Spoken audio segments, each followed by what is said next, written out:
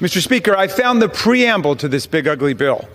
We, the billionaires, and our king, in order to deform and sicken our union, establish injustice, ensure domestic servility, weaken our people's defenses, undermine the general welfare, and reserve to ourselves and our posterity staggering debt servitude for eternity, do hereby instruct the Republicans in Congress to strip 17 million people of their health care, increase co-pays, deductibles, and premiums for everyone else.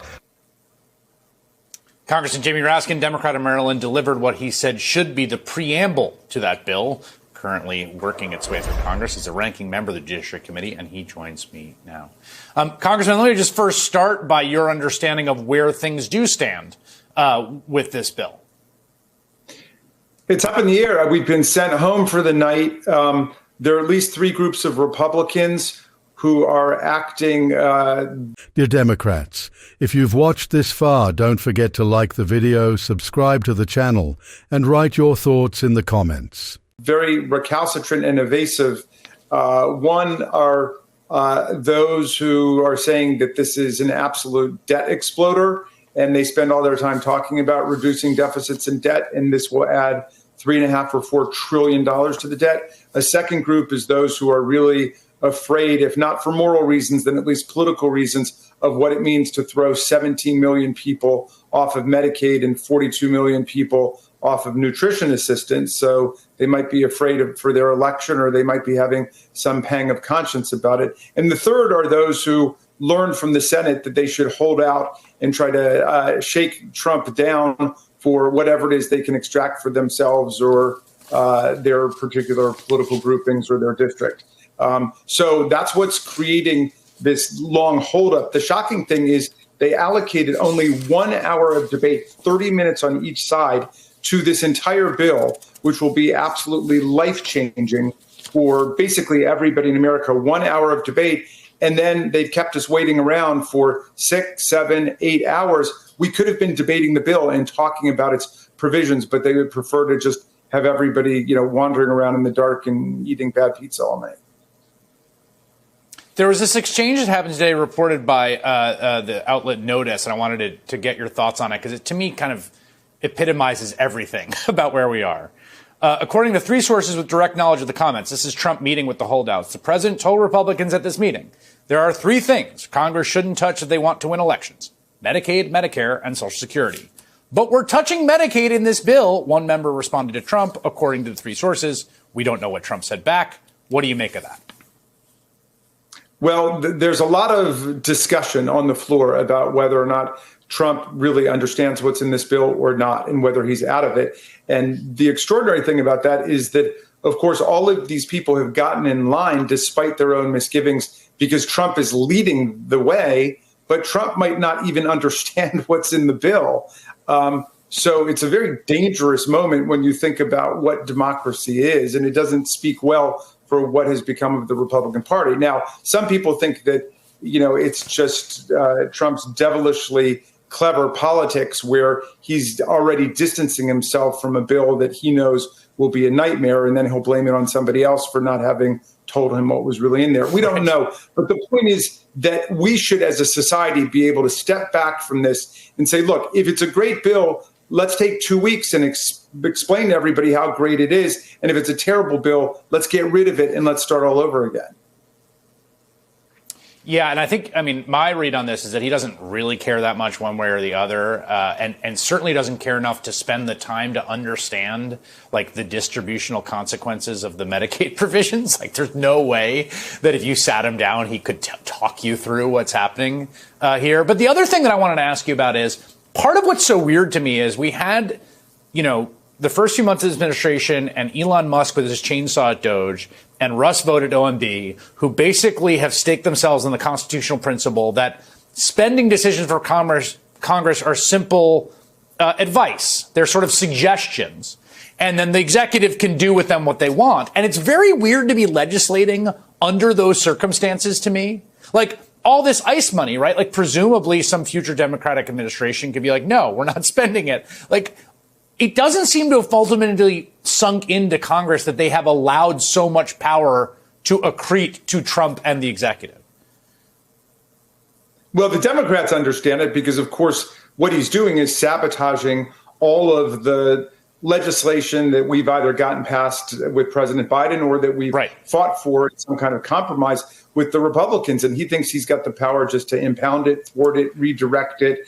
And it's an absolute violation of Congress's powers under the spending clause under Article 1 of the Constitution. And it is scandalous that the Republicans won't stand up for that at all. They act like our power is purely advisory, like we're a recommendation panel for what should happen. And so we know that the district courts and the appeals courts have been standing with us on this question, and we hope that Thomas and Alito are not able to pull the rest of the court over to this monarchical understanding of Article 2 of the Constitution, that somehow the president can do whatever he wants. I mean, the president's core job is to take care that the laws are faithfully executed, not thwarted and rewritten and not impounded. An Appropriations Act, Chris, as you know, is a federal law, just like the law saying you cannot assault a federal officer. You can't violate an Appropriations Act and just decide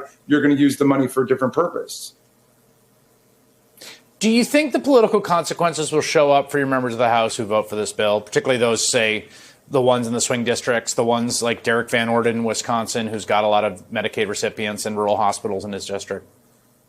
Yes, because the pain will start to be felt immediately as millions of people are thrown off of Medicaid, off Medicare in different ways, the Affordable Care Act, and as people lose their SNAP benefits. And what is it for? They can't say it's for deficit reduction or debt reduction. They're adding trillions of dollars to the debt. It's all to give money to the very richest people in the society who run the Republican Party, and they will continue this authoritarian program. I mean, authoritarianism is always involved in class war of the rich against the rest of society. Yeah. And so they're acting out this drama. If you've watched the video up to this point, don't forget to like the video, subscribe to the channel, and write your thoughts in the comments. Have you heard Jamie Raskin, famous We Billionaires preamble? Honestly, that's exactly how it is. It would be more honest if they wrote, we billionaires are here to plunge the people into debt and enslave them for life. And you know what? These guys are trying to brush it off with a one hard so-called debate. 1 hour. We spent more time on a crappy reality show on Netflix. But the health of millions of people, whether they'll go hungry or fall into debt, is supposed to be resolved in an hour. Come on, I ask you, which sane country would do such a thing? Go ahead and write in comments. Where else is there such a ridiculous democracy? Look, Trump is back in the spotlight. No one knows what he's saying, and no one knows what he understands. He says, don't touch Medicaid, Medicare, Social Security, or you'll lose the election. But what does this bill do? It cuts Medicaid directly. But weren't you supposed to leave them alone? And rest assured, Trump isn't the kind of guy who will sit down and read this bill from start to finish. He can't even decide what to order from a hamburger menu in the 20 minutes. Is he really going to scrutinize this massive bill? Do you think he's that careless, or will he cleverly wriggle out of it by saying, I didn't know they misinformed me? Think about it. he has done the same thing in history. He doesn't take responsibility. He always blames others. Is there anyone among us who doesn't know this? But do you know what the real bombshell is? These guys will both funnel the people's money to their billionaire friends and throw Congress authority in the trash. Who approves the budget? Congress. But Trump says, if I don't want to spend it, I won't. Hey, who do you think you are? The Constitution says you were elected to enforce the law, not to change it. Remember this too. When the Democrats come to power one day, will you like this? We won't spend the money mentality. I don't think so. That's why I'm saying this is a critical point.